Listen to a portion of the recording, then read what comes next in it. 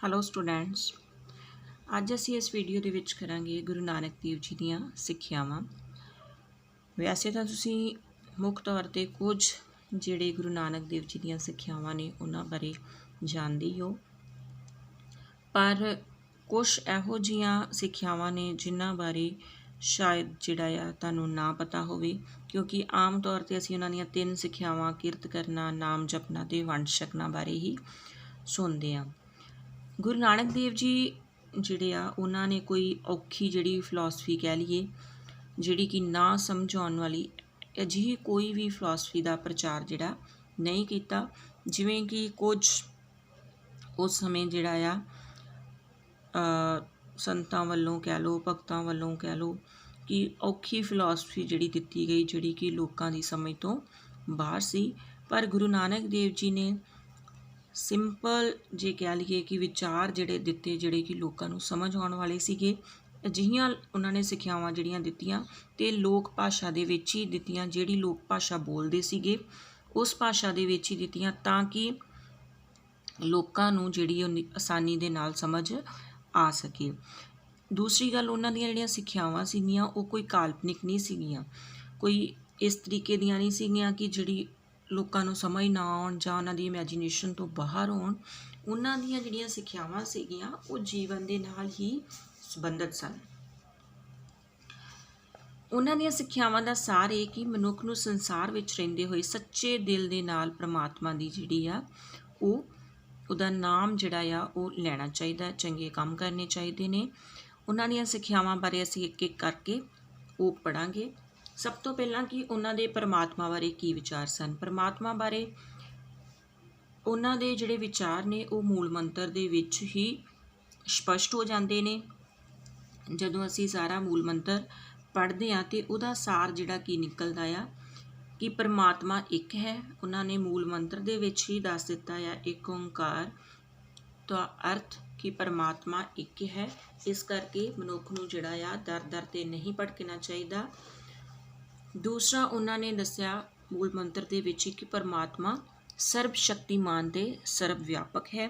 ਪਰਮਾਤਮਾ ਦੇ ਕੋਲੇ ਸਾਰੀਆਂ ਸ਼ਕਤੀਆਂ ਨੇ ਔਰ ਸਾਰੇ ਯੂਨੀਵਰਸ ਦੇ ਵਿੱਚ ਜਿਹੜਾ ਉਹ ਆਪ ਪ੍ਰੈਜ਼ੈਂਟ ਆ, ਔਰ ਉਹਨੂੰ ਕਿਸੇ ਮੰਦਰ ਮਸਜਿਦ ਦੇ ਵਿੱਚ ਡੱਕ ਕੇ ਨਹੀਂ ਰੱਖਿਆ ਜਾ ਸਕਦਾ। ਉਹ ਹਰ ਸੰਸਾਰ ਦੇ ਹਰ ਜੀਵ ਦੇ ਵਿੱਚ ਰਹਿੰਦਾ ਹੈ, ਕਣ ਕਣ ਦੇ ਵਿੱਚ ਪਰਮਾਤਮਾ ਸਮਾਇਆ ਹੋਇਆ ਆ। ਇਹ ਗੁਰੂ ਨਾਨਕ ਦੇਵ ਜੀ ਨੇ ਵਿਚਾਰ ਦਿੱਤਾ।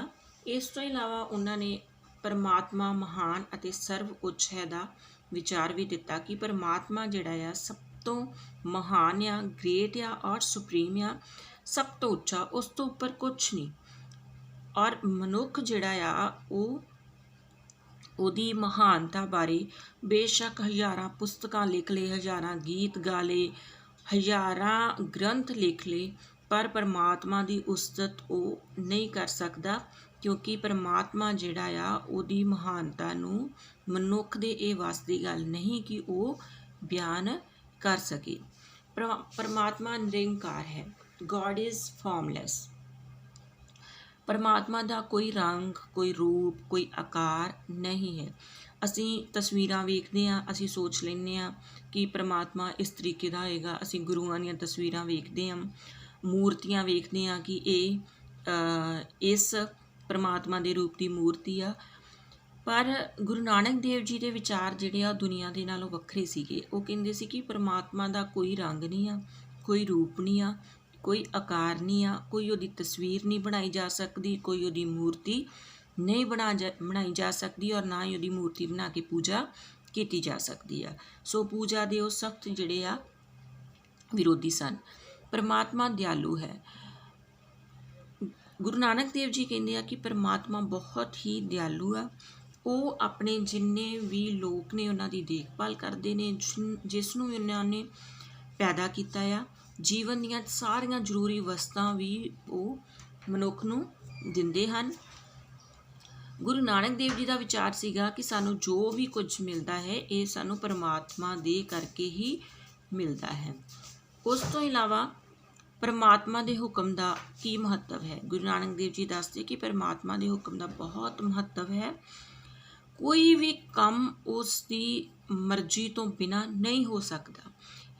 ਜਿਵੇਂ ਆਪਾਂ ਕਹਿ ਦਿੰਦੇ ਹਾਂ ਕਿ ਇੱਕ ਪੱਤਾ ਵੀ ਪਰਮਾਤਮਾ ਦੀ ਮਰਜ਼ੀ ਤੋਂ ਬਿਨਾਂ ਨਹੀਂ ਹਿਲਦਾ, ਇਹੀ ਵਿਚਾਰ ਜਿਹੜੇ ਗੁਰੂ ਨਾਨਕ ਦੇਵ ਜੀ ਦੇ ਸਨ ਕਿ ਉਸ ਦੀ ਮਰਜ਼ੀ ਤੋਂ ਬਿਨਾਂ, ਉਸ ਦੇ ਹੁਕਮ ਤੋਂ ਬਿਨਾਂ ਕੁਝ ਵੀ ਨਹੀਂ ਹੋ ਸਕਦਾ।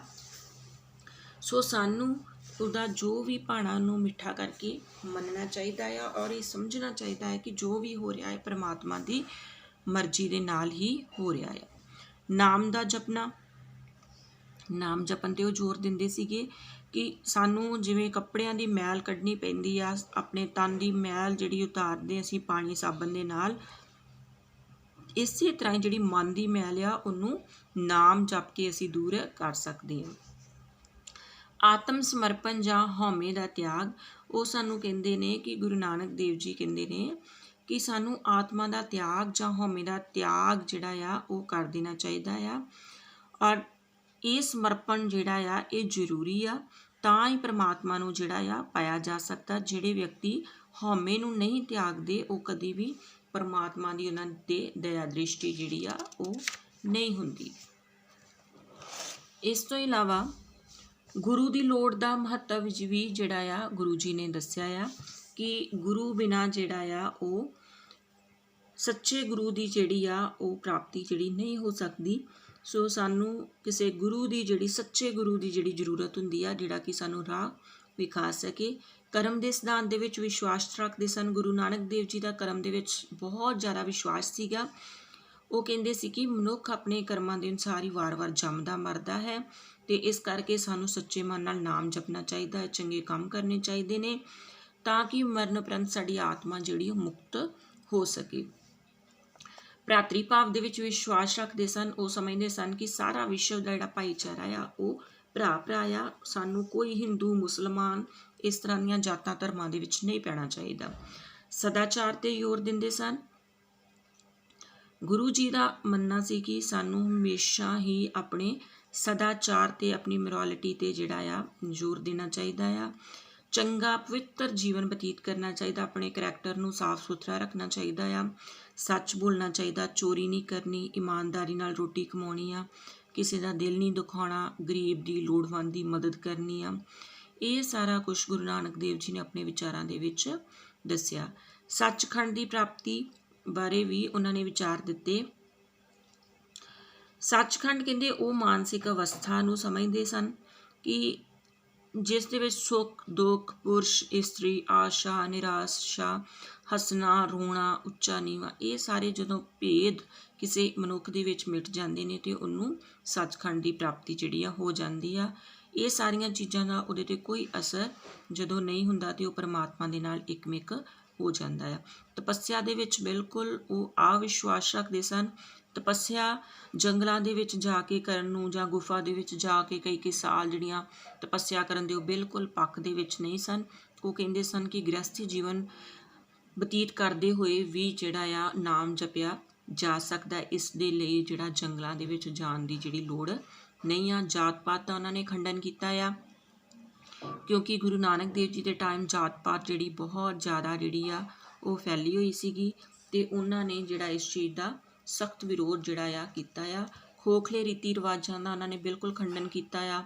ਮੂਰਤੀ ਪੂਜਾ ਦਾ ਜਾਂ ਤੀਰਥ ਯਾਤਰਾ ਕਰਨੀਆਂ, ਵਰਤ ਰੱਖਣੇ, ਜੰਗਲ 'ਚ ਜਾ ਕੇ ਤਪੱਸਿਆ ਕਰਨੀ, ਸੂਰਜ ਨੂੰ ਪਾਣੀ ਦੇਣਾ, ਇਹ ਸਾਰੀਆਂ ਚੀਜ਼ਾਂ ਦਾ ਸਖਤ ਜਿਹੜਾ ਉਹਨਾਂ ਨੇ ਖੰਡਨ ਕੀਤਾ ਆ।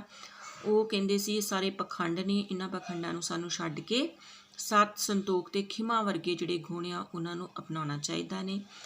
ਸੋ ਅੱਜ ਦੀ ਵੀਡੀਓ ਦੇ ਵਿੱਚ ਅਸੀਂ ਗੁਰੂ ਨਾਨਕ ਦੇਵ ਜੀ ਦੀਆਂ ਸਿੱਖਿਆਵਾਂ ਬਾਰੇ ਪੜ੍ਹਿਆ। ਆਈ ਹੋਪ ਤੁਸੀਂ ਇਹਨਾਂ ਨੂੰ ਚੰਗੀ ਤਰੀਕੇ ਦੇ ਨਾਲ ਆਪਣੇ ਮਨ ਦੇ ਵਿੱਚ ਵਸਾਓਗੇ ਅਤੇ ਇਹਨਾਂ ਨੂੰ ਸਿਰਫ ਪੜ੍ਹਨ ਵਾਸਤੇ ਹੀ ਨਹੀਂ, ਇਹਨਾਂ ਨੂੰ ਅਸੀਂ ਮਨ ਦੇ ਵਿੱਚ ਵੀ ਵਸਾ ਕੇ ਅਤੇ ਗੁਰੂ ਨਾਨਕ ਦੇਵ ਜੀ ਦੀਆਂ ਸਿੱਖਿਆਵਾਂ ਤੋਂ ਸਹੀ ਸੇਧ ਜਿਹੜੀ ਆ ਲੈ ਕੇ ਆਪਣਾ ਜੀਵਨ ਬਤੀਤ ਕਰ ਸਕਦੇ ਹਾਂ। Thank you.